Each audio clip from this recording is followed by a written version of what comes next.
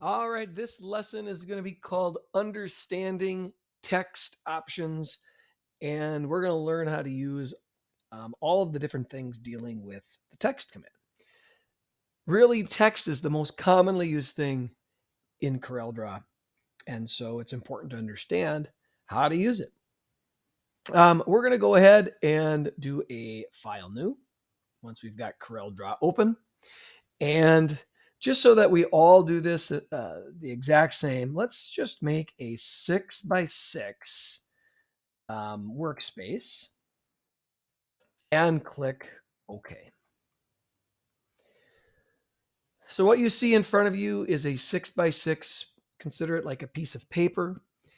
And we're going to just kind of talk a little bit about the things that we can do with the text command.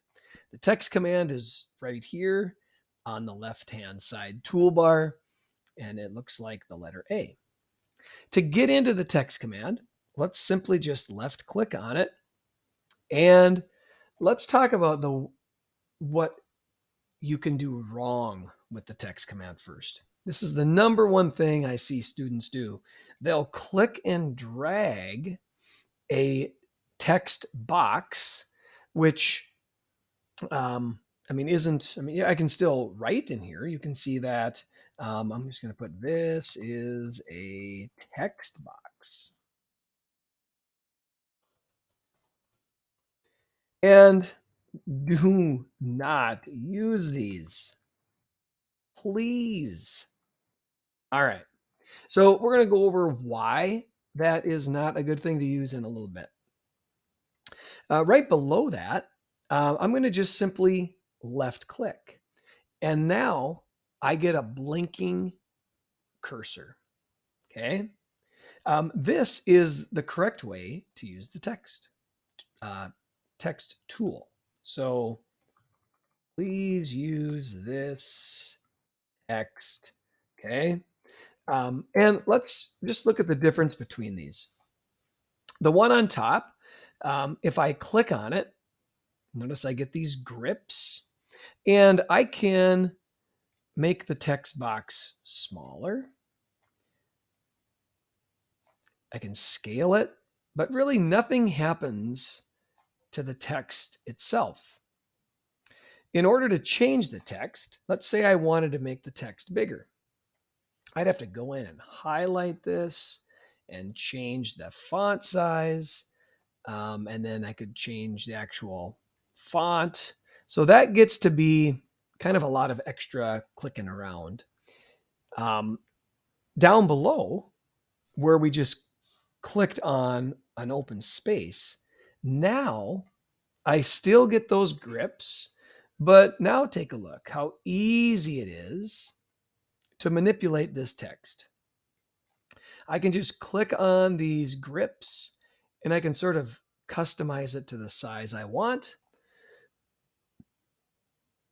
Size is not something I need to choose up here in the drop down, and I can still change the font. So I'll just go to that same font again, and you can still easily manipulate that. So now we know how to use that text option.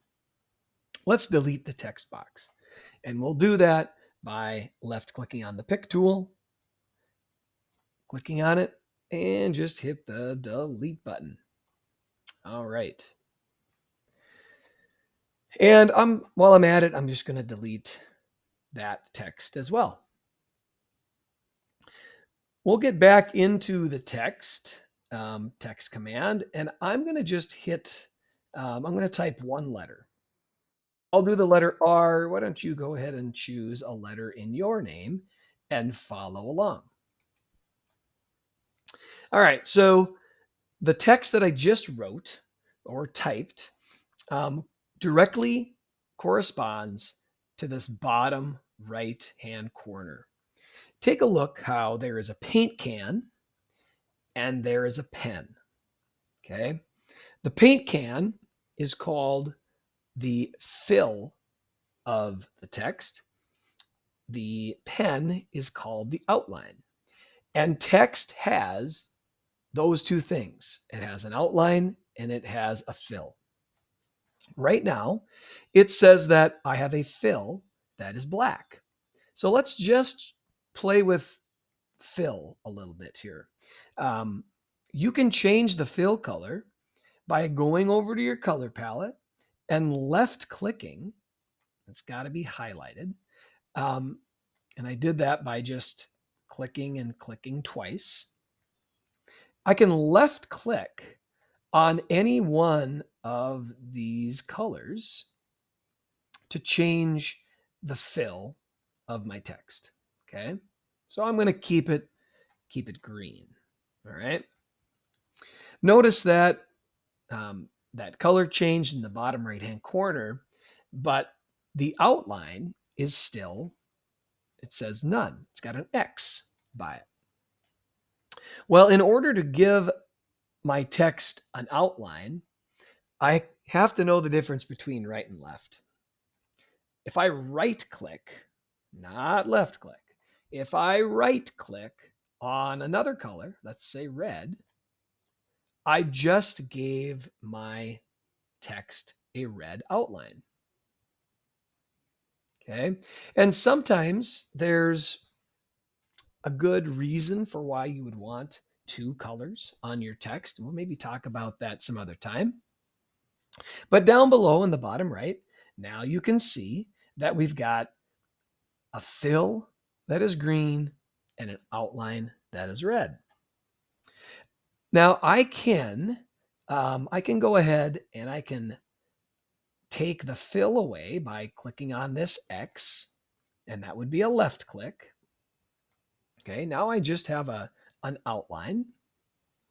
And the other real important thing to understand here is that notice it says that the thickness of the outline is hairline.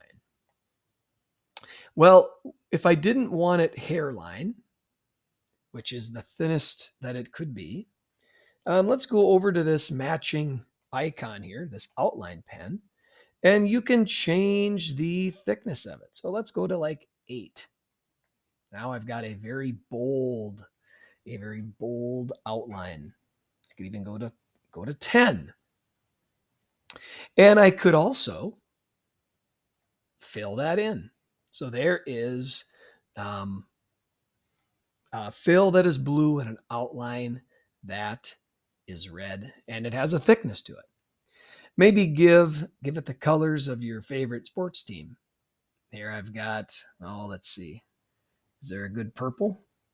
Purple and gold? It'd be a heck of a lot better than purple and green. That would be really bad. So let's keep it purple-ish. All right. And of course, you can always change that thickness. If you didn't want to see it at all, you could right click on. So let's actually go back here, make it very noticeable. And if I didn't want an outline at all, I could right click on the X. Okay, the right clicking is for the outline. The left clicking is for the fill or the inside. So we've got two different properties to text that is down here. Let's say that we wanted to use something different than this Arial font. I very rarely use Arial. I think it's kind of a boring font to use. And so I always like to find something a little bit more creative. And so let's just, with your letter highlighted, let's choose. And again, there's a lot of fonts here, guys. I mean, more than you can even look through in a reasonable amount of time. So I'm just going to pick one that I know I've used before.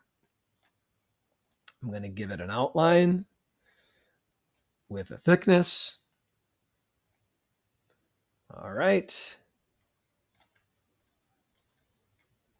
And we're going to go ahead and save this file. And we'll just call it text, practice text. I guess you can really call it whatever you want. We'll save this. And this will be a little activity that you get checked off So I know that you know how to use the text tool.